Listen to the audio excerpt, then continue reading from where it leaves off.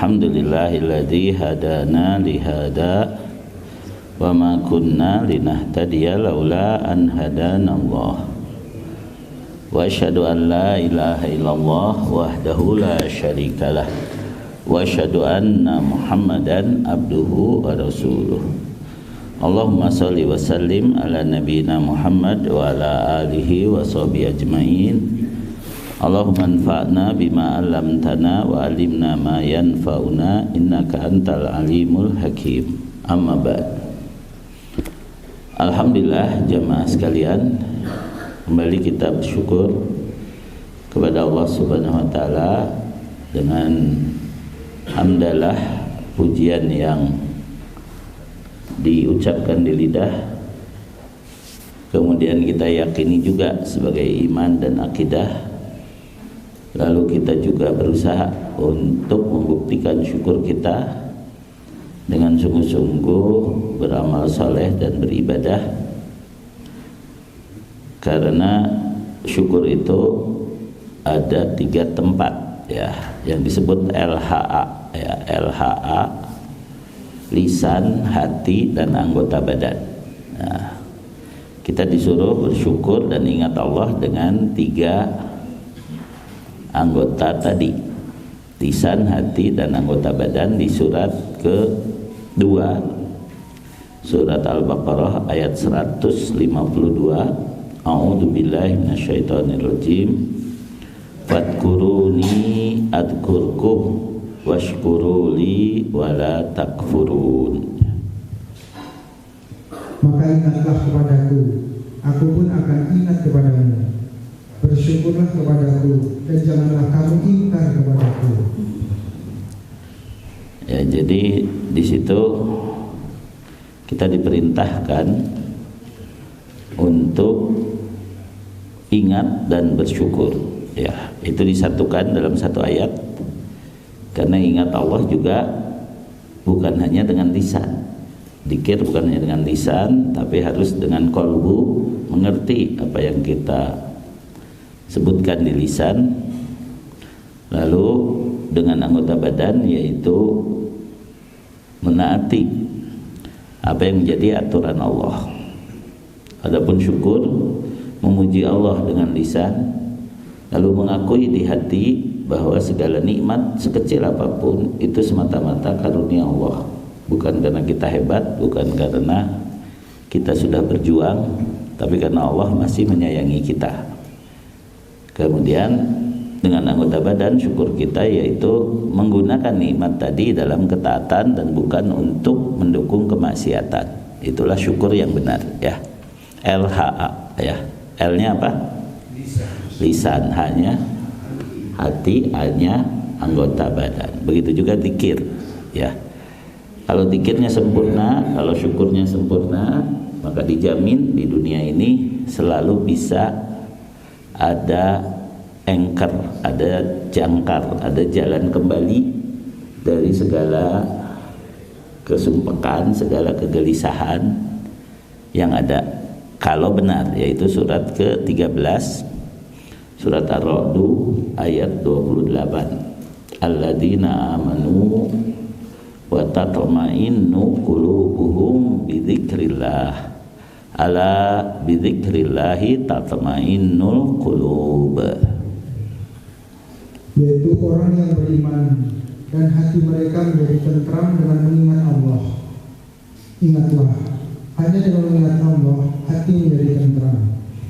Nah, di situ tentram hati dengan ingat Allah, dengan syarat ingatnya harus 3 macam ya. Ingat dengan lisan, menyebut kalimah-kalimah thayyibah. Ingat dengan hati, meyakini dan menghayati yang disebut oleh lisan tadi ya. Ingat dengan anggota badan, yaitu menaati petunjuk yang Allah turunkan, Al-Quran dan As-Sunnah.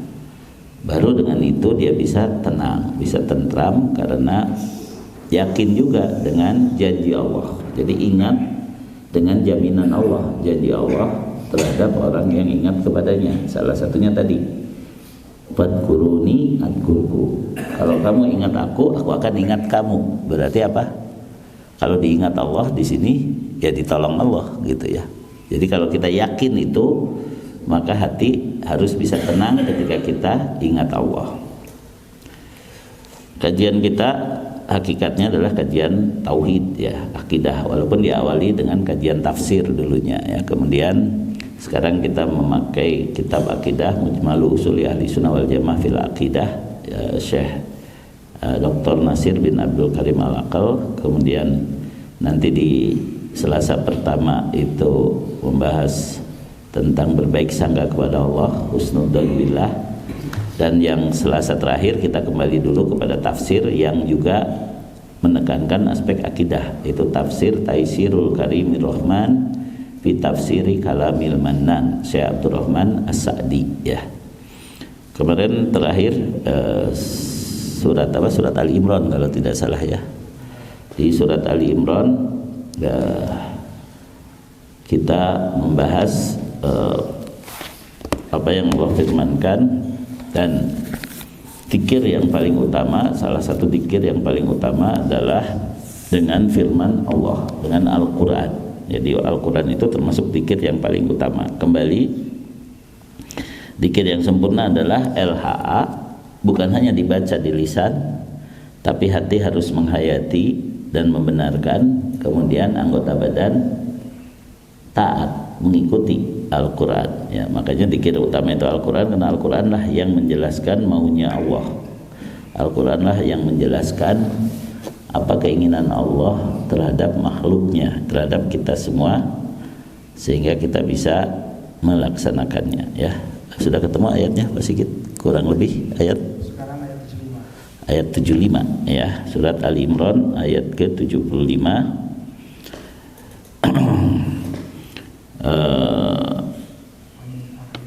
Min ahlil kitab ya. Baik, saya baca dulu ayatnya, nanti kita akan uraikan terjemah dan tafsirnya ya. A'udzu billahi minasyaitonir rajim. Wa min ahlil kitabi man in ta'manhu biqintari yu'addihi ilaik. Wa minhum man in ta'manhu bidinarin la yu'addihi ilaika illa ma dumta alaihi qaima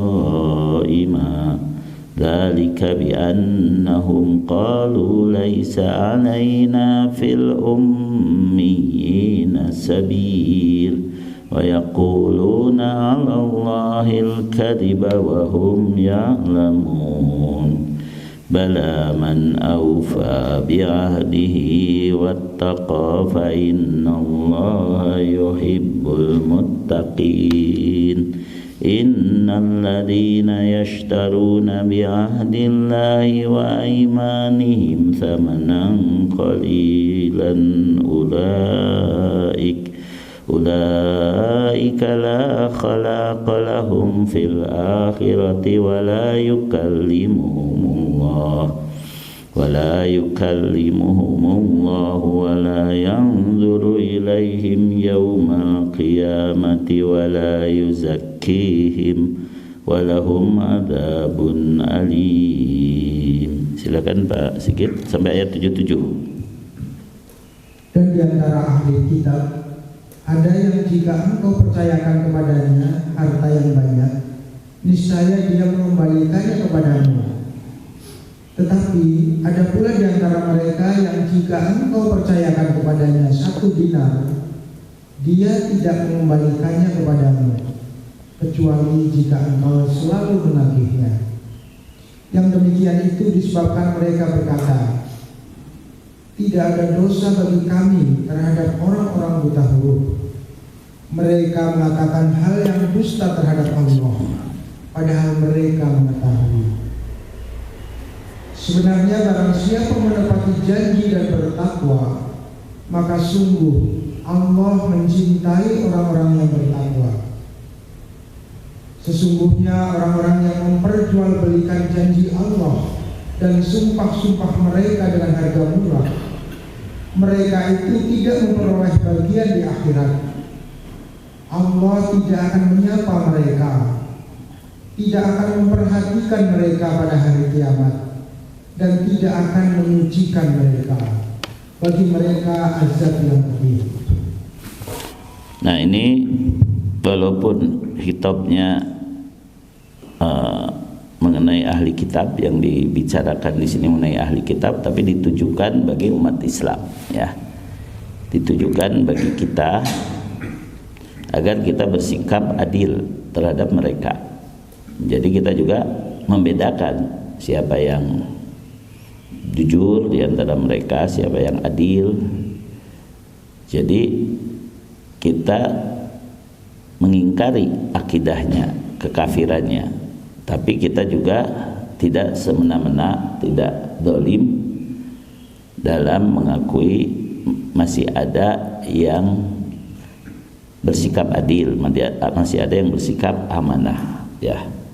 Ini yang disebut toleransi, ya. Prinsip toleransi dalam Islam itu minimal ada 3. Yang pertama, la ikraha fiddin, ya, bahwa kita tidak memaksa mereka untuk masuk agama kita, tapi kita terus memberikan persuasi, terus menjelaskan tentang kekeliruan dan kekafiran mereka.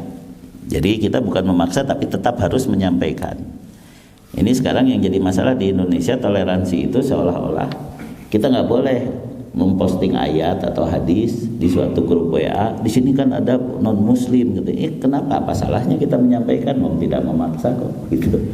Nah gitu ya. Jadi ini kesalahan kalau kita dianggap tidak toleransi ketika kita mendakwahi mereka.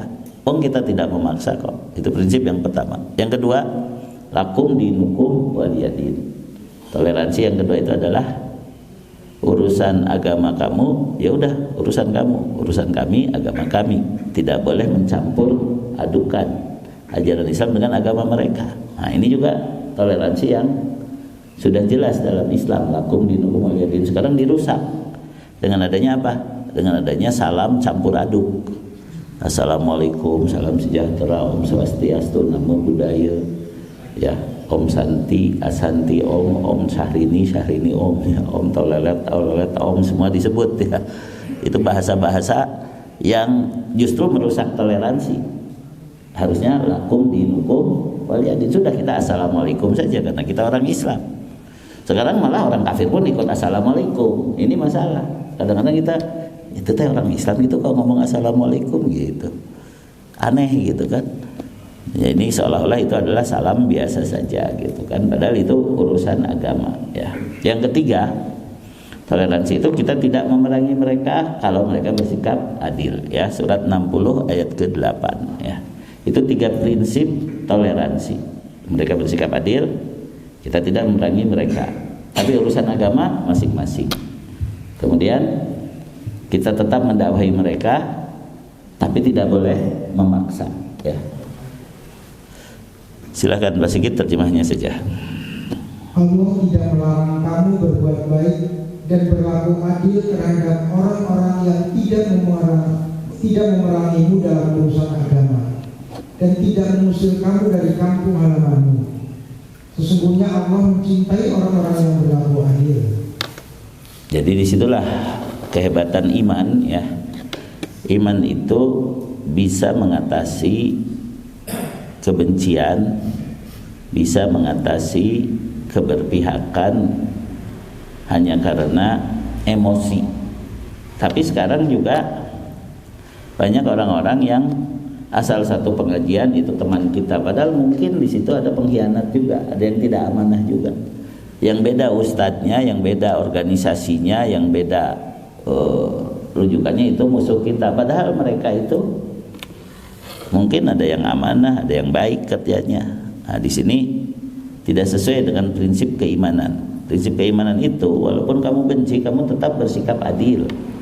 Walaupun kamu ada perbedaan, kamu tetap dalam hati kita menilainya dari sisi menurut Allah dia orang yang amanah, dia orang yang taat. Nah, makanya di sini ayatnya Walaupun ahli kitab sekalipun itu adalah orang kafir sekarang ini ya, ahli kitab sekalipun, kalau dia amanah kita akui bahwa dia itu bersikap amanah. Hanya sayang dia ahli kitab yang kafir, yaitu menyekutukan Allah dengan mengatakan Isa sebagai anak Allah. Kekafirannya di sana. Nanti di akhirat dia nggak mungkin masuk surga. Tapi sikap amanahnya di dunia kita akui. Ya, jadi orang beriman itu orang yang bisa tetap adil walaupun ada kebencian. Ya, surat ke-5 surat Al-Maidah ayat ke-8, ya ayyuhalladzina amanu kunu syuhada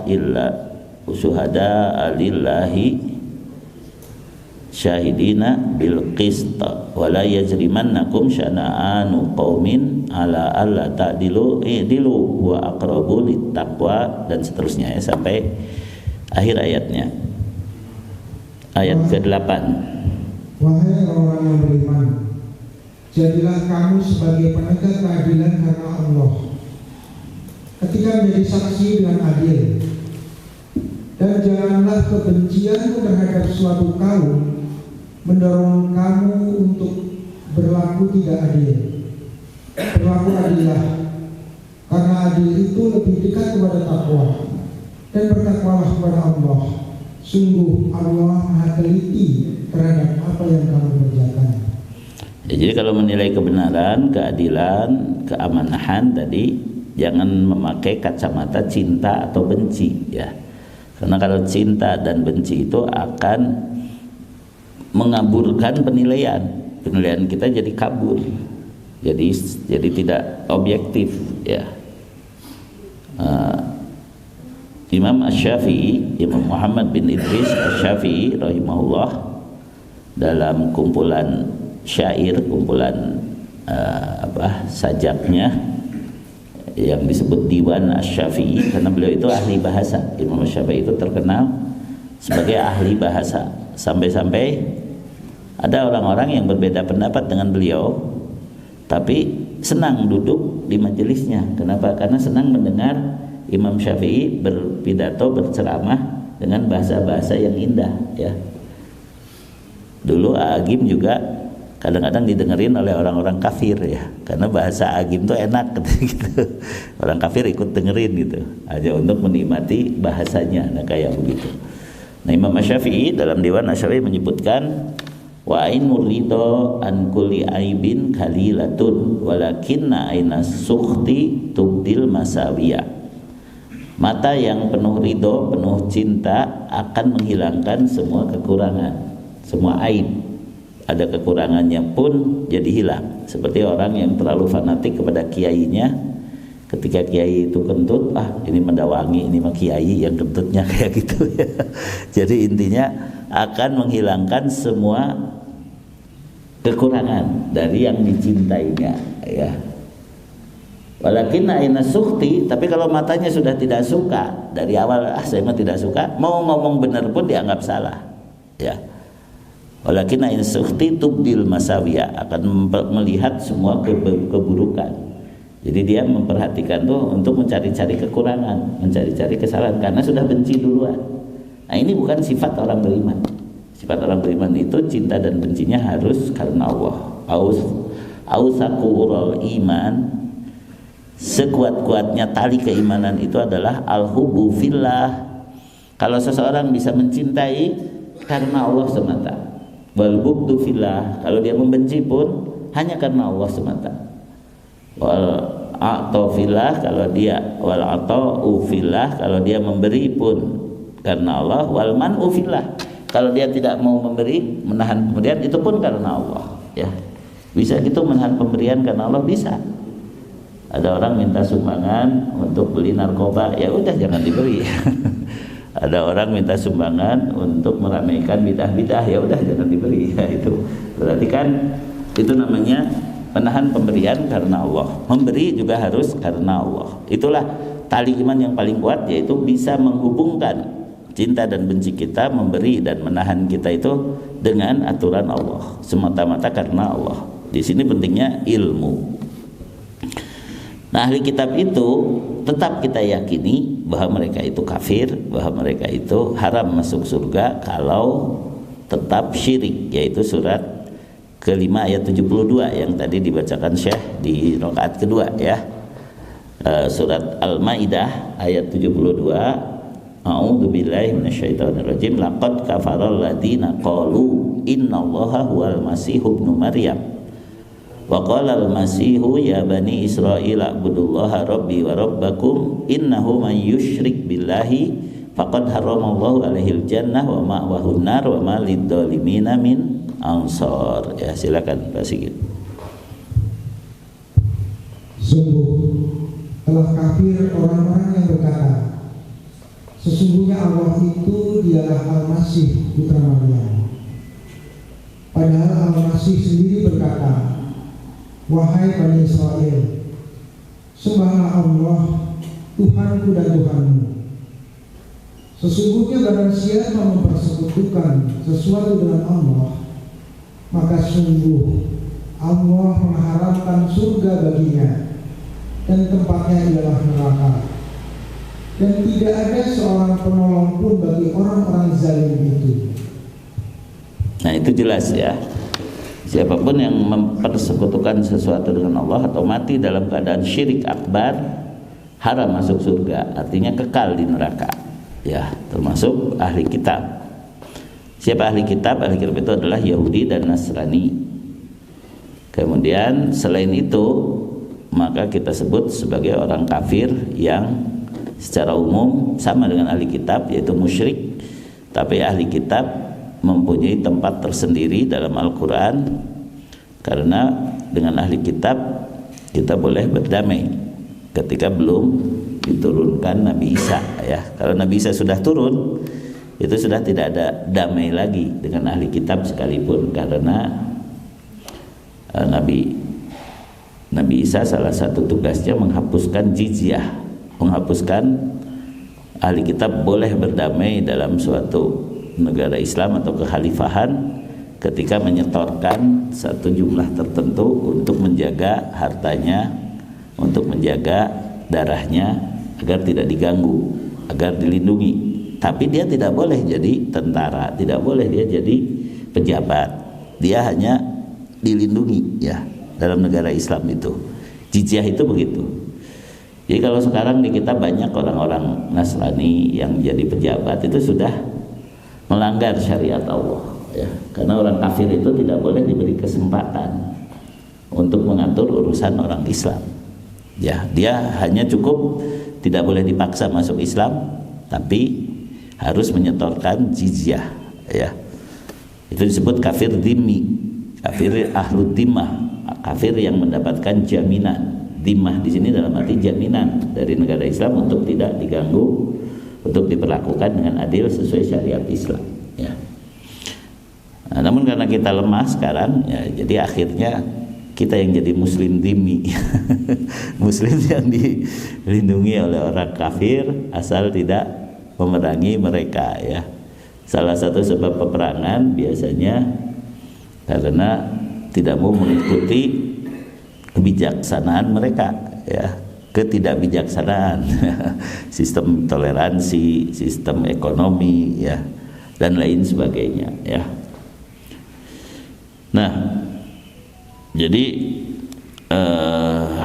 ahli kitab ini dan musyrikin semuanya kita yakini ahli neraka kalau kafir yang mereka lakukan sekarang itu dipertahankan sampai mati, kecuali kalau mereka bertobat, yaitu beriman dan beramal soleh, yaitu surat Al-Bayyinah surat ke-98 ayatnya ayat ke-6 ya. Innal ladzina kafaru min ahlil kitabi wal musyrikina fi nari jahannama khalidina fiha ulaika hum syarrul bariyah. Sungguh orang-orang yang kafir dari golongan ahli kitab dan orang-orang musyrik akan masuk neraka jahanam.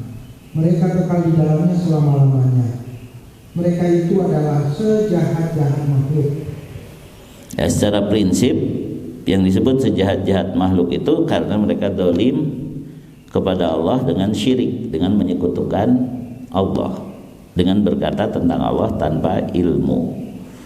Namun dalam amaliyahnya masih ada yang tadi, yang secara manusiawi ya, kita percaya akan amanahnya, kita percaya akan pertimbangan objektifnya ya. Nah, orang-orang yang seperti ini biasanya lebih mudah diajak masuk Islam kalau dia jujur dengan sifat amanahnya ya, kalau dia jujur dengan sifat objektifnya itu. Dan sekarang alhamdulillah seperti di Jepang, di Eropa, di Amerika, orang-orang yang masuk Islam itu justru orang yang memang sejak awal sudah dididik untuk jujur, untuk amanah ya. Sementara di kita, orang-orang yang dimurtadkan jadi orang kafir itu orang-orang yang memang dipaksa dalam tanda kutip dengan dikasih Indomie, dengan dikasih santunan baru kafir ya, kayak gitu ya. Di kita itu banyak orang-orang yang dimurtadkan itu justru karena kebodohannya ya, karena kelemahannya. Sementara orang-orang yang masuk Islam seperti di Jepang, di Amerika, di Eropa itu justru orang-orang yang terpelajar ya, orang-orang yang betul-betul mencari kebenaran dan objektif ya. Nah, dalam ayat 75 surat Ali Imran, Allah memberitakan tentang ahli kitab bahwasanya ada sekelompok dari mereka orang-orang yang terpercaya, di mana jika Anda berikan kepada mereka titipan sejumlah harta yang banyak, niscaya mereka akan menunaikannya dengan amanah kepada Anda ya. Ada juga sekelompok dari mereka orang-orang yang tidak jujur, yang akan selalu berkhianat walaupun hartanya sedikit sekali ya, walaupun hanya 1 dinar yang dititipkan, kalau ditagih itu harus diulang-ulang terus baru dikasih ya. Dan bersama pengkhianatan yang keji ini, mereka membuat dalih-dalih yang batil dengan berkata, tidak ada dosa bagi kami terhadap orang-orang ummi ya. Kami tidak berdosa kalau mengkhianati orang-orang yang ummi. Berarti ummi lawan dari ahlul kitab, bukan hanya diartikan buta huruf, bukan hanya diartikan tidak bisa membaca dan menulis, tapi ummi itu artinya tidak mendapat kitab. Itu yang betul ya. Jadi ummi itu bukan hanya tidak bisa membaca dan menulis, tapi mereka tidak mendapat kitab sebelum diturunkannya Al-Quran. Jadi setelah diturunkannya Al-Quran sudah bukan ummi lagi, karena sudah mendapat kitab ya. Jadi ummi di sini sebagai lawan dari ahli kitab. Ahli kitab Yahudi dan Nasrani mendapat Taurat dan Injil. Lalu selain mereka sebut ummi karena tidak kenal kitab. Ya, termasuk orang Arab disebut ummi ya. Nah, dalih-dalih yang batil ini kadang diberlakukan sampai sekarang oleh orang-orang Yahudi. Makanya Israel sekarang bersikap semena-mena, karena semua selain Israel itu batu koral. Bani Israel lah yang diamond, yang berlian. Jadi mereka itu berlian, sisanya batu koral. Tapi batu koral pun kan bisa diasah supaya jadi bagus. Nah, itu mereka membuat grup-grup yang menjinakkan orang-orang selain Yahudi ya. Salah satunya adalah yang disebut Freemasonry ya. Freemasonry itu kelompok yang dibikin oleh Yahudi untuk mengasah orang-orang selain Yahudi menjadi ke-Yahudian ya, itu Freemasonry ya. Mengasah batu koral menjadi halus, mendekati diamond ya, mendekati mereka, mendekati batu berlian. Itu sampai ada 33 level dalam Freemasonry ya, dari awal sampai ujung itu, supaya akhirnya oh ini bukan Yahudi tapi lebih Yahudi dari Yahudi ya, sampai seperti itu ya. Nah, itu anggapan orang-orang Yahudi mirip dengan ucapan di sini. Asal selain kami halal memperlakukan mereka apapun itu. Yang sayangnya itu kadang-kadang dilakukan oleh sebagian umat Islam yang tertipu dengan ilmunya. Karena kami sudah ngaji, pokoknya orang lain mah boleh kita zalimi. Nah, kayak begitu ya. Itu mah orang yang sesat, jadi saya ambil hartanya. Nah, itu orang kafir, saya ambil hartanya. Itu mah. Nah, ini juga ada sekelompok umat Islam yang menganggap bahwa mereka punya imam dan mereka juga punya negara sendiri di Indonesia, negara Islam Indonesia NII. ya, berasal dari gerakan DI dan TII ya, Darul Islam dan Tentara Islam Indonesia. Kalau dulu ya insya Allah ya, yang melakukannya itu niatnya memang karena Allah. Tapi sekarang pecahannya itu menyebarkan ajaran-ajaran sesat. Kamu belum muslim kalau belum berbaiat kepada imamku. Kalau kamu tidak ikut berbaiat kepada imamku, berarti kamu bukan muslim karena tidak bersyahadat di depan kami. Nah kayak begitu. Akhirnya mereka berani mengambil harta sampai mengambil kancing masjid ya. Dulu pernah terjadi itu, kancing masjid diambil. Dulu saya pernah jadi pengurus di Karisma Salman di P3R ya, panitia persiapan program Ramadan, panitia pelaksana program Ramadan seksi dakwah. Saya nyimpen kancing di lemari, tiba-tiba kok udah nggak ada. Oh berarti ada di antara yang hadir ini yang berprinsip seperti tadi berprinsip bahwa kalau bukan kelompok mereka boleh diambil hartanya. Mereka sebut sebagai fai. Fai itu adalah harta rampasan tanpa berperang. Ini fai katanya, dari orang kafir. Jadi selain mereka disebut kafir ya. Ini bahaya ini kelompok NI ini, karena mendekati pemahaman Khawarij yang mengkafir-kafirkan orang lain dan akhirnya menganggap halal darah dan harta mereka. Dan itu karena kesesatan pemahaman. Padahal tadi dengan ahli kitab pun kita harus bersikap adil, apalagi dengan sesama muslim ya, seperti itu. Nah oleh karena itu perlu ilmu ya, perlu ilmu.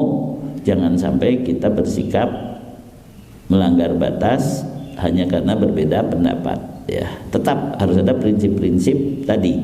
Walaupun benci tetap mengakui orang yang amanah. Walaupun berbeda tapi kita mengakui orang yang adil ya, dan kita bersikap adil ya, seperti itu. Jadi tidak ada dosa bagi kami terhadap orang-orang ummi, dalam hal ini orang-orang Arab yang dianggap tidak punya kitab ya. Padahal setelah diutusnya Rasulullah SAW, mereka tidak lagi ummi kan, karena mendapat kitab, yaitu apa? Al-Quran.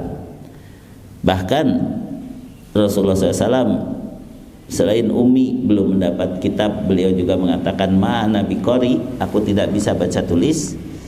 Tapi diyakini oleh para ulama pada akhirnya Rasulullah SAW mengetahui baca tulis pada akhirnya, hanya karena beliau sudah punya juru tulis ya, punya sahabat yang pintar membaca dan menulis ya, tetap aja beliau menugaskan sahabat untuk menulis. Salah satunya ketika Rasulullah SAW di perjanjian Hudaibiyah ya, menyuruh Ali bin Abi Thalib menulis, lalu oleh Rasul dikoreksi, ya begini, ya begini, ya begini. Berarti beliau sebenarnya pada akhirnya bisa baca tulis. Pada akhirnya Rasulullah SAW juga bisa baca tulis. Dan sudah pasti sejak awal diutus setelah mendapatkan Iqra sudah tidak ummi lagi ya. Awalnya saja ummi. Ummi itu apa tadi? Bukan buta huruf. Ummi itu adalah tidak mendapat kitab. Itu yang sebenarnya ya. Sebab apa? Sebab kalau buta huruf tidak bisa baca tulis, kenapa ada sahabat yang bisa menuliskan Al-Quran? Jadi artinya kan kaum itu tidak semuanya tidak bisa baca tulis, tapi karena belum mendapat kitab ya. Tapi dalam terjemah selalu diartikan apa? Buta huruf. Padahal lebih tepatnya apa? Buta Alkitab ya. Buta kitab sebelumnya, tidak menerima atau tidak mengetahui kitab sebelumnya, yaitu kitab Taurat dan Injil. Apakah ini kelemahan? Ternyata tidak. Kenapa? Kenapa Rasul sebagai utusan Allah dari kaum yang ummi akhirnya mendapat Al-Quran? Ternyata bukan kelemahan, karena mereka belum pernah mendapat Taurat dan Injil, lalu Rasulnya berbicara dengan Al-Quran yang isinya meluruskan penyimpangan yang dilakukan oleh ahli kitab terhadap Taurat dan Injil. Jadi kalau mereka memang pernah mendengar Taurat dan Injil lalu mengatakan begitu, mengoreksi, nanti akan dituduh oh ini meniru. Sampai sekarang pun ada orientalis yang mengatakan Muhammad itu meniru Taurat dan Injil. Padahal Al-Quran mengatakan sejak awal ummi, sejak awal tidak kenal kitab. Lalu mendapat wahyu Al-Quran, isinya meluruskan penyimpangan orang-orang yang mengaku mengikuti Taurat dan Injil. Jadi ini kelebihan.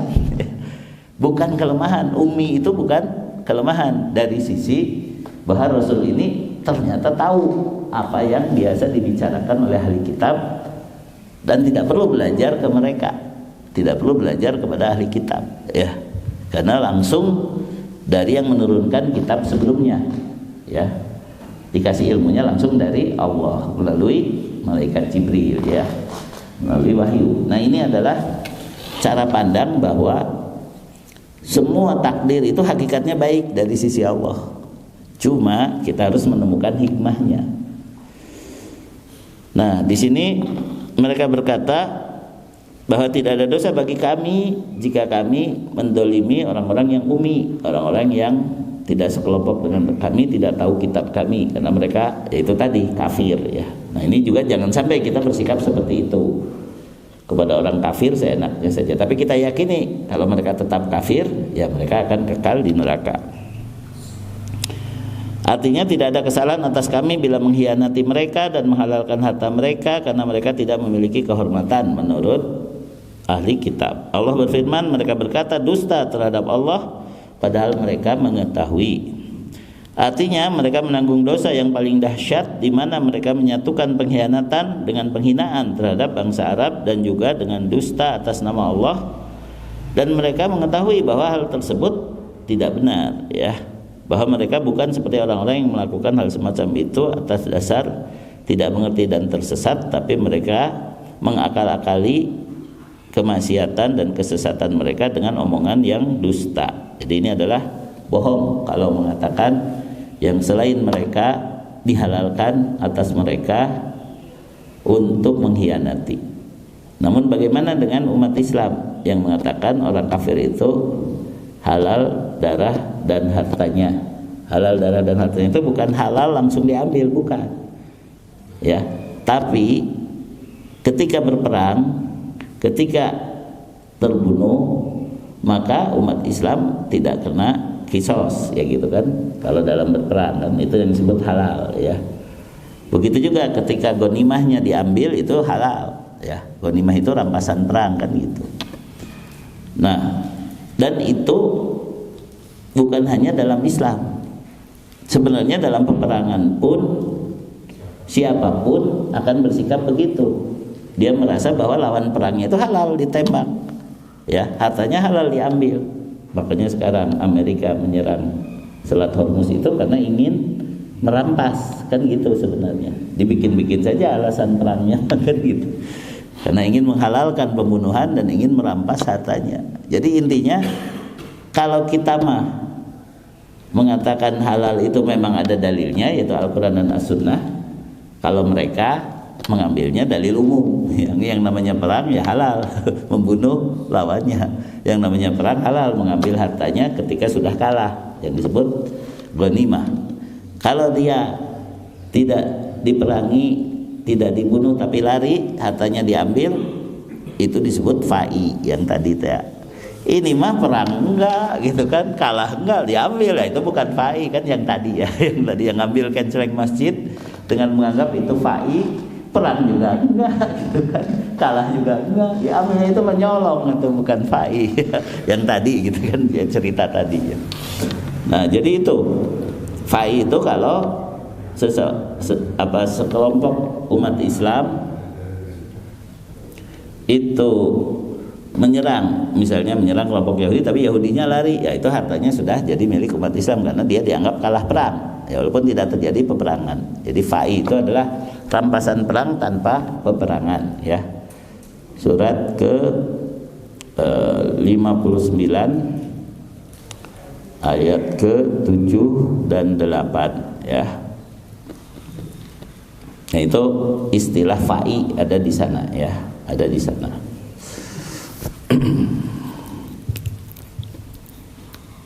Harta rampasan fa'i yang diberikan Allah kepada Rasulnya yang berasal dari penduduk beberapa negeri adalah untuk Allah, Rasul, kerabat Rasul, anak-anak yatim, orang-orang miskin, dan untuk orang-orang yang dalam perjalanan, agar harta itu jangan hanya beredar di antara orang-orang kaya saja di antara kami. Apa yang diberikan Rasul kepadamu maka terimalah. Dan apa yang dilarangnya bagimu, maka tinggalkanlah. Dan bertakwalah kepada Allah. Sungguh Allah sangat keras hukumannya. Harta rampasan itu juga untuk orang-orang fakir yang berhijrah, yang terusir dari kampung halamannya dan meninggalkan harta bendanya demi mencari karunia dari Allah dan keridhoannya, dan demi menolong agama Allah dan Rasulnya. Mereka itulah orang-orang yang benar. Nah, jadi pembagiannya saja salah, merampasnya juga salah, pakai istilah fa'i lagi gitu kan yang tadi ya. Kalau fa'i dalam Al-Quran itu memang terjadi peperangan, tapi orang yang diperanginya keburu menyerah ya. Ya keburu misalnya lari ya dan lain sebagainya. Itu yang disebut fa'i yang asli ya.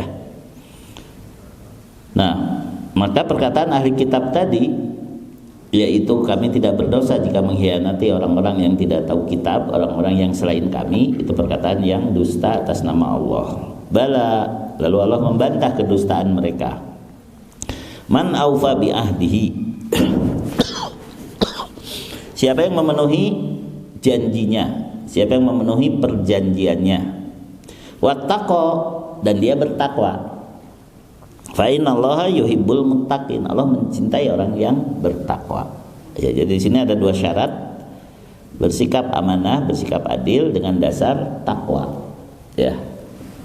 Mereka diakui memenuhi janji di dunia, tapi karena mereka tidak bertakwa, di akhirat mereka merugi. Tapi di dunia kita tetap perlakukan dengan baik. Sementara ada orang yang mengaku takwa tapi ingkar janji, ya kita musuhi dari sisi ingkar janjinya, karena itu sifat kemunafikan. Tapi dia sebagai muslim, sebagai orang yang beriman, ya tetap kita cintai dia sebagai orang beriman, hanya masih bersifat sifat orang munafik, sifat orang yang tidak memenuhi janji. Ya, jadi disitulah al-wala wal bara berlaku. Ada yang mutlak, orang kafir kita baro secara mutlak. Orang beriman yang taat, yang bertakwa kita cintai secara mutlak. Ada yang dalam keimanannya kita cintai, tapi dalam kemaksiatannya kita juga harus bersikap objektif ya. Sebagian kita cintai, sebagian kita ingkari karena memang tidak sesuai dengan aturan Allah. Inilah tujuan la ilaha illallah. Jadi la ilaha illallah mengandung makna nafi dan isbat. Nafi itu artinya baro, berlepas diri. La ilaha, tidak ada sembahan lain, tidak ada Tuhan lain. Illallah, kecuali Allah, itu adalah isbat. Isbat itu adalah wala, setia kepada tauhid. Ya, kita setia kepada tauhid. Maka Allah mencintai orang yang bertakwa, sehingga omongan mereka bahwa kalau dia orang umi, kalau dia bukan kelompok kami, kalau dia bukan anggota pengajian kami, boleh dikhianati, itu pasti bohong. Dan ini berlaku juga buat umat Islam tadi yang berpendapat karena dia tidak bersyahadat kepada imam kami, maka dia kafir, boleh diambil hartanya. Bahkan tadi orang-orang sebagian kelompok DITI atau NII pecahannya sekarang ini menganggap kita yang ahli kitab tuh. Mereka baca Quran tapi mereka kafir. Kita tuh disebut ahli kitab oleh mereka. Jadi ahli kitab itu tidak hanya Yahudi dan Nasrani. Kita yang tidak ikut kelompok mereka, walaupun baca Quran, itu disebut ahli kitab oleh mereka gitu. Bahkan ada juga yang berani mengatakan Yahudi dan Nasrani sekarang bukan ahli kitab katanya, karena mereka sudah musyrik. Ya, sejak zaman Nabi juga mereka musyrik, makanya disebut dalam Al-Quran. Tapi karena mereka ada jejak ya, ada jejak pernah mendapat Taurat dan Injil, tetap saja disebut ahli kitab. Kenapa perlu dijelaskan ahli kitab seperti ini?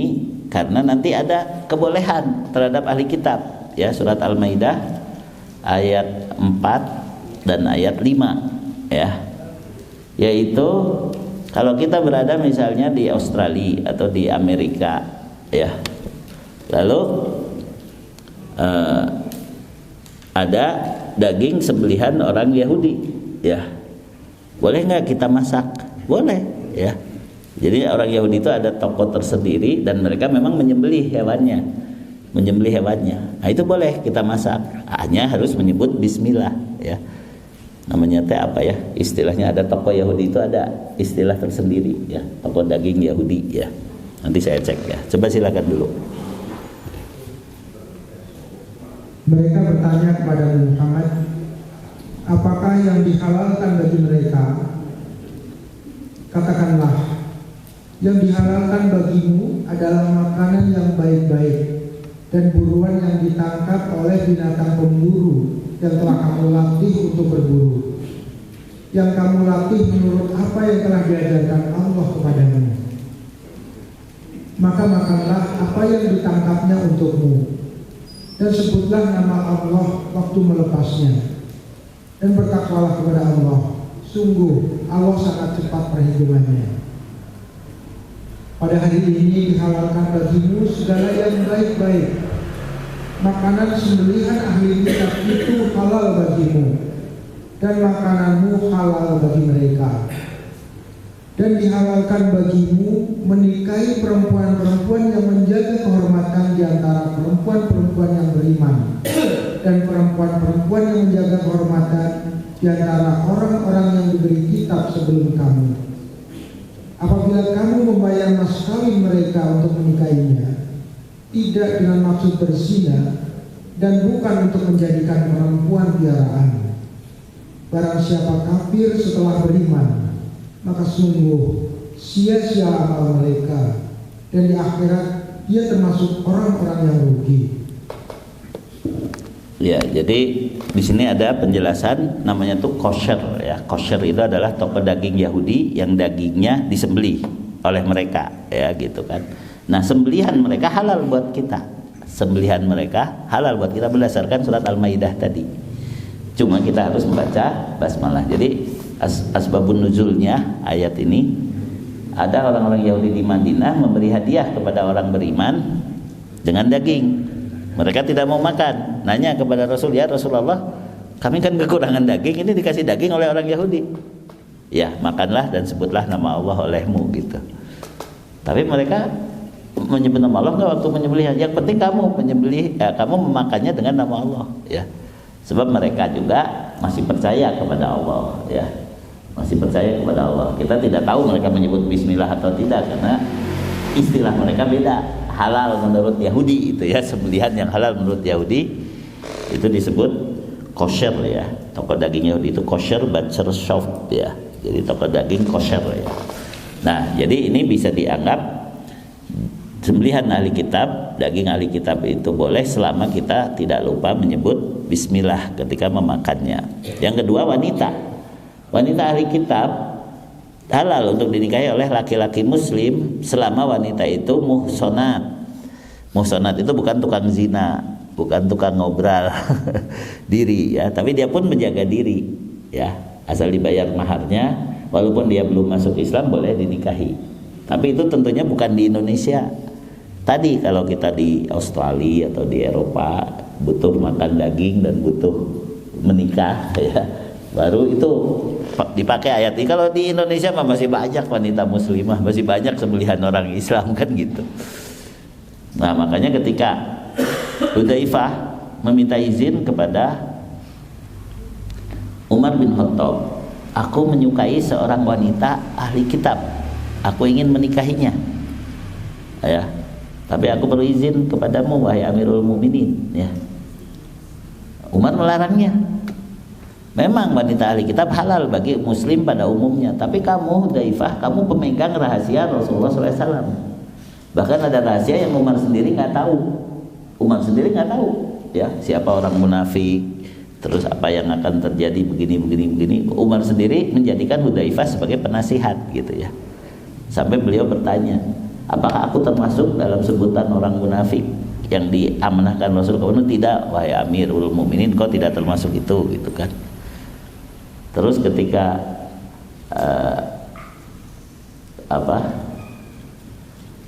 Umar bermimpi bahwasanya umat Islam itu ada air bah, ada banjir yang mendatanginya. Kemudian aku menjadi pintunya. Lalu akhirnya banjir itu masuk begitu kan? Banjir itu masuk. Kemudian ditanyakan kepada Rasulullah SAW, waktu itu Rasul masih hidup. Ya Rasulullah, aku bermimpi begitu ya, bahwasanya atau terbalik, Rasul yang bermimpi. Yang jelas mah ini kisah tentang Umar, tentang apa yang disebut sebagai manaqib ya, keutamaan Umar ya, keutamaan Umar. Ada air bah, ada air banjir yang mendatangi umat Rasulullah Shallallahu Alaihi Wasallam. Atau tadi diceritakan oleh Hudzaifah kepada Umar bahwa itu mimpi Rasulullah ya. Diceritakan oleh Hudzaifah, Rasulullah pernah bermimpi ada air bah yang mendatangi umat Nabi Muhammad, lalu Umar sebagai pintunya ya. Lalu setelah itu air bah tadi akhirnya bisa memasuki umatku. Lalu Umar nanya kepada Hudzaifah, wahai Hudzaifah, ingat-ingat lagi Rasul waktu itu mengatakan pintunya membuka sendiri atau terbelah. Ngerti nggak maksudnya Umar? Jadi Umar ingin menegaskan, kalau betul itu mimpi Rasulullah SAW yang kamu ceritakan kepadaku, waktu itu kata Rasul pintunya terbelah, tidak bisa menahan air bah itu atau membuka sendiri. Pintunya terbelah kata Rasul. Alhamdulillah, berarti saya tidak mendukung kebatilan yang akan masuk ke dalam umatku, berarti aku terbunuh. Dan ternyata Umar terbunuh syahid ya. Tapi pembunuh Umar namanya Abu Lu'lu'ah al-Yahud, itu dipuja-puja di Iran makamnya. Ada makam pembunuh Umar yang dipuja-puja oleh orang Syiah. Oh, ini pahlawan yang membunuh Umar gitu. Bisa paham nggak betapa keji orang Syiah itu? Padahal Umar terbunuh itu dalam kisah Hudzaifah tadi karena Umar mempertahankan kebenaran, tapi kemudian akhirnya terbunuh ya. Sejak Umar lah mulai terjadi fitnah-fitnah, Khawarij, Syiah ya, kemudian Murji'ah, kemudian Qadariyah, yaitu 4 kelompok awal yang memecah dari para sahabat ya, seperti itu. Nah, jadi Hudzaifah ini dilarang oleh Umar. Gak boleh kamu menikahi wanita ahli kitab, kecuali kalau kamu mengislamkannya dulu ya. Kalau dia masih ahli kitab kamu nikahi, kamu mempunyai rahasia Nabi, nanti di tempat tidur rahasia itu bocor semuanya. Ini bisa ngerti nggak? Umar bukan melarang secara umum, tapi secara khusus untuk kamu jangan menikahi wanita ahli kitab itu, walaupun dalam Al-Quran dibolehkan. Bukan Umar mengharamkan yang halal, bukan, tapi ada pertimbangan lain. Nah, oleh karena itu saya juga Ustadz kalau ditanya oleh jamaah, Ustadz kan boleh menikahi ahli kitab, saya ingin menikahi wanita itu. dia ahli kitab. Kan di Indonesia masih banyak wanita muslimah, ngapain nikah dengan dia ya. Nah, kayak begitu ya. Kecuali tadi diislamkan dulu sebelum menikah ya. Kalau kemarin itu ada yang ke saya minta fatwa, bukan ahli kitab lagi, ini orang Hindu, orang Bali, anaknya perempuan. Ustadz, anak saya ini udah cukup umur, didekati oleh orang Hindu dan dia kayaknya juga suka. Dan saya disuruh menasehatin anaknya, tapi dalam rangka pengajian keluarga. Nah, setelah itu saya tanya ya di depan ibunya, bapaknya dan ininya, gimana kamu, katanya kamu dekat dengan orang yang kafir gitu kan, apalagi dia Hindu ya, bukan ahli kitab ya tentu saya tahu dalam Islam tidak boleh dinikahi oleh orang kafir, bahkan oleh ahli kitab pun kalau laki-lakinya Nasrani atau Yahudi tidak boleh. Saya juga tahu, dan kalaupun misalnya dia masuk Islam, saya tentu memilih yang Islamnya sudah lama begitu ya. Tapi lama-lama saya dengar dia akhirnya mempelajari Islam, si laki-laki Hindu itu akhirnya masuk Islam sebelum menikah, dan akhirnya nikah juga dengan orang tadi, dan sekarang dipuji-puji oleh keluarganya, ini lebih Islami daripada orang Islam. Kenapa?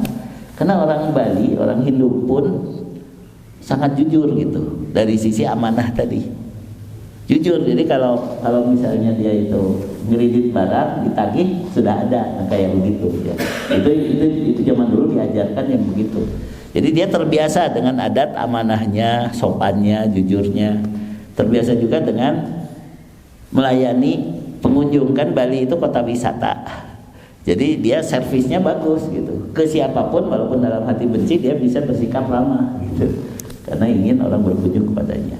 Ya alhamdulillah, saya ketika mendengar berita itu alhamdulillah kalau begitu dia diislamkan dulu, bahkan dia mempelajari Islam, bahkan dia sudah bisa sholat baru menikah gitu. Ini mah bukan ahli kitab ceritanya. Nah, jadi ini saya ingin menegaskan mengapa harus tegaskan bahwa Yahudi dan Nasrani sekarang masih ahli kitab, karena nanti sembelihannya halal dan perempuannya pun halal buat muslim. Hanya ingat itu di saat apa? Saat darurat ya. Kalau di sini mah masih ada daging orang Islam, masih ada wanita muslimah gitu ya. Kemudian Allah berfirman, bukan demikian, artinya tidaklah perkara itu seperti yang mereka katakan. Sebenarnya siapa yang menepati janji yang dibuatnya dan bertakwa, yaitu yang menunaikan hak-hak Allah dan hak-hak makhluknya, maka orang seperti inilah yang bertakwa, di mana Allah akan mencintainya. Artinya barang siapa yang bertentangan dengan hal itu, tidak memenuhi janjinya antara dia dengan sesamanya, dan tidak pula bertakwa kepada Allah, sesungguhnya Allah akan memurkainya dan akan membalasnya atas perbuatannya dengan siksaan yang berat ya. Jadi ternyata ambisinya sampai ayat 77 baru terbahas sampai ayat 76 nggak apa-apa, karena pesannya sudah sampai. Pesannya sudah sampai, kita sebagai muslim harus tetap bersikap amanah, bersikap adil, walaupun terhadap orang kafir sekalipun ya. Terhadap orang yang di luar kelompok kita, di luar pengajian kita, itu pun harus bersikap adil ya, karena itulah sifat keimanan. Walaupun benci tetap adil, walaupun benci tetap amanah. Nah seperti itu. Wallahu a'lam. Silakan Pak Sigit kalau ada yang mau berpendapat atau bertanya. Pak Ardi langsung ya. Pak Ardi.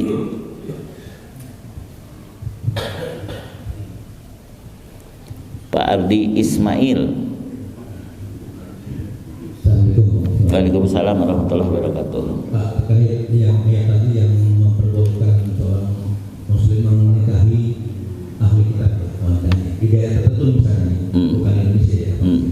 Nah, dalam pelaksanaannya nanti setelah dinikahi, apakah wajib diislamkan wanitanya itu ya? Setelah nikah ya. Karena kalau tidak diislamkan, di dalam suatu rumah itu ada dua orang tua yang agamanya beda, itu akan membahayakan dalam mendidik anaknya gitu. Nanti jadi kalau anaknya tidak jelas tuh agamanya atau fokusnya pada agama apa, dan akan membahayakan keamanan sama anak itu. Terima kasih Pak. Ya, ini disebut hikmah. Mengapa seorang laki-laki muslim boleh menikahi wanita ahli kitab, sementara seorang wanita muslimah tidak boleh dinikahi laki-laki muslim, laki-laki yang non muslim, yang bukan orang Islam. Karena pada umumnya ar-rijalu qawwamuna 'alan nisa, laki-laki itu pemimpin dalam rumah tangga. Sehingga ketika wanita ahli kitab itu mau menikah dengan seorang laki-laki muslim, dia lama-lama akan nurut, akan ikut agama suaminya dengan harapan, karena wajib mendakwahi, tidak boleh memaksa kan. Tadi, walaupun sudah jadi istri tidak boleh memaksa, tapi harus didakwahi. Yang wajib bahwa anak-anaknya harus ikut agama bapaknya. Itu mah bukan paksaan, itu mah aturan. Jadi kalau seorang muslim menikahi wanita ahli kitab, dia harus menjaga agar anak-anaknya tetap beragama Islam. Jangan dibagi dua. Kalau anak perempuan ikut ibunya, kalau anak laki-laki ikut bapaknya, itu nggak benar ya. Jadi dia menikahi wanita ahli kitab karena butuh turunan itu semua harus muslim, ikut agama bapaknya. Tapi kalau istrinya ya sudah didakwahi saja ya. Tapi diharapkan nanti pada akhirnya jadi muslimah juga, bukan sebaliknya. Makanya sekarang di Indonesia mengapa sulit? Karena wanita ahli kitab Nasrani yang mau dinikahi laki-laki muslim itu sudah punya misi dia akan memurtadkan suaminya itu. Jadi sengaja dibolehkan. Dan sebaliknya, kalau laki-lakinya malah lebih dari itu. Laki-laki pemuda gereja katakanlah ini ya, bukan hanya menikahi, menghamili wanita muslimah untuk memurtadkannya ya. Ini misi mereka itu luar biasa itu ya, luar biasa, dan itu banyak kejadian ya. Oleh karena itu tadi, kalau di Indonesia itu bahaya kalau seorang laki-laki dibiarkan menikahi ahli kitab tanpa diislamkan terlebih dahulu. Kalau sudah diislamkan, kan dia dimusuhi sama keluarganya tuh, si perempuan itu. Udah, dia nggak akan dimasuki misi-misi yang lain. Walaupun sudah pernah saya ceritakan, ketika menikah diantep, tapi begitu mau meninggal didatangi lagi tuh oleh keluarganya. Ya kan gitu kan, didatangi lagi, kamu matinya pindah lagi lah ke agama kami gitu kan, ya kayak gitu. Ya gitu ya. Jadi itu godaannya, yaitu ketika mau mati itu suaminya harus tetap menjaga istrinya kalau di situ, karena sudah masuk Islam kan. Ya seperti. Jadi wajib tetap mendakwahi istrinya dan wajib menjadikan anak-anaknya muslim dan muslimah. Adapun istrinya nanti susah diislamkan, bagaimana cara mereka harmonis dalam rumah tangga tentu sudah diperhitungkan ketika menikah ya. Harusnya begitu ya. Tapi akhirnya diharapkan akhirnya masuk Islam begitu ya. Insya Allah semoga terjadi. Kalaupun ada yang begitu di Indonesia ya. Jadi yang paling bagus sih diislamkan saja sejak awal ya. Insya Allah. Pernah ada penjelasan yang dimaksud ahli kitab sekarang sudah nggak ada. Ya itu tadi ada beberapa orang yang beranggapan tidak ada ahli kitab zaman sekarang, itu keliru. Ahli kitab tetap ada. Yahudi dan Nasrani mereka tetap disebut ahli kitab. Adapun mereka menyimpang, maka itu perlu penelitian. Jadi misalnya daging ahli kitab nih, ini daging ahli kitab disembelih nggak? Nah itu baru pertanyaan. Ini wanita ahli kitab muhsanat nggak? Itu pertanyaannya di situ. Tapi sebagai ahli kitabnya, status ahli kitabnya tetap kita terima. Jadi jangan karena ahli kitab sekarang sudah musyrik, sudah kafir, maka bukan ahli kitab lagi. Tidak, tetap mereka ahli kitab. Cuma nanti dalam hal-hal yang khusus, itu kayak tadi dagingnya halal, oke, dagingnya halal itu yang bagaimana? Yang disembelih, ya seperti tadi kosher tadi, dagingnya disembelih. Kalau katanya ya, kalau bukan Yahudi itu dagingnya udah aja semua dengan darahnya disatukan ya, dikremes saja gitu tanpa disembelih. Nah itu tidak bisa. Kan di film-film kalau ahli kitab itu, bukan ahli kitab lah, orang kafir, ayam tuh nggak disembelih, dikrek begitu aja gitu kan. Nah itu tidak halal ya gitu kan. Yang boleh itu kalau sembelihan kan kayak gitu. Ustaz, kalau Nasrani kan kita lebih jelas gitu. Kristen, Protestan itu Nasrani. Nah. Kalau Yahudi kan setahu kita Yahudi ya, Israel itu Yahudi. Ya, Yahudi itu Bani Israel. Justru yang sekarang masih menyembelih itu Yahudi. Ya. Kalau Nasrani kadang-kadang sudah tidak menyembelih gitu kan. Tapi ada juga Nasrani yang menyembelih gitu. Yahudi kalau kita di selain Israel itu yang seperti apa sih Yahudi? Ya mereka yang mengaku I am Jewish ya, saya Yahudi karena Jewish itu adalah agama. I am Christian. Kalau Christian berarti dia Kristen Protestan biasanya.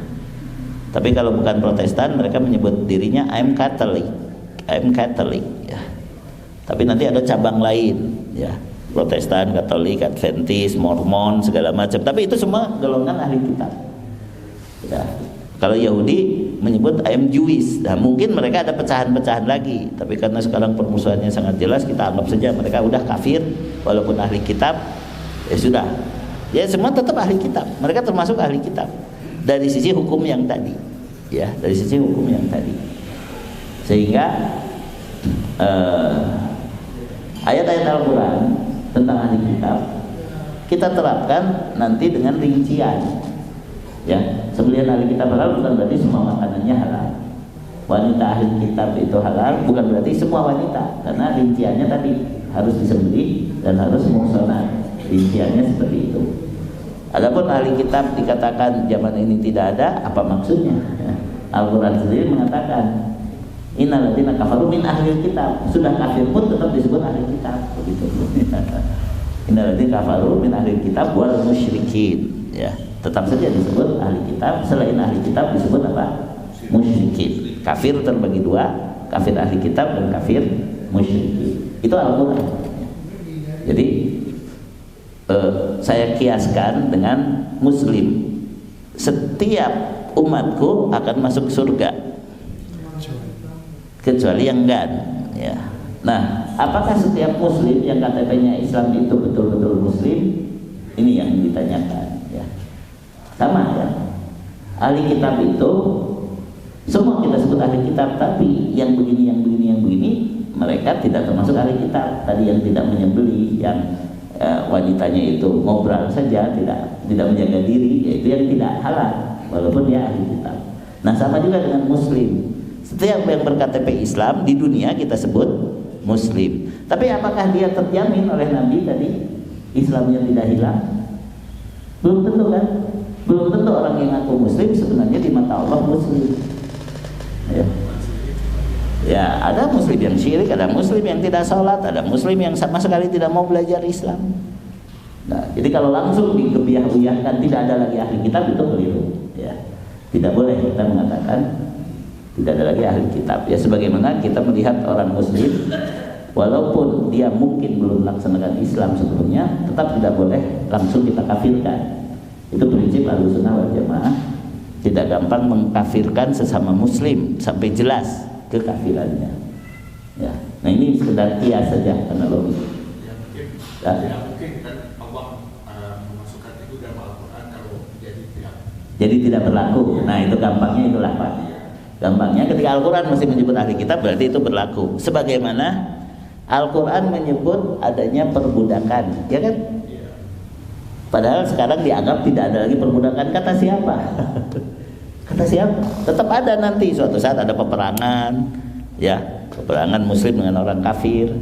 Wanitanya tidak boleh dibunuh, ditawan. Itulah jadi budak, gitu.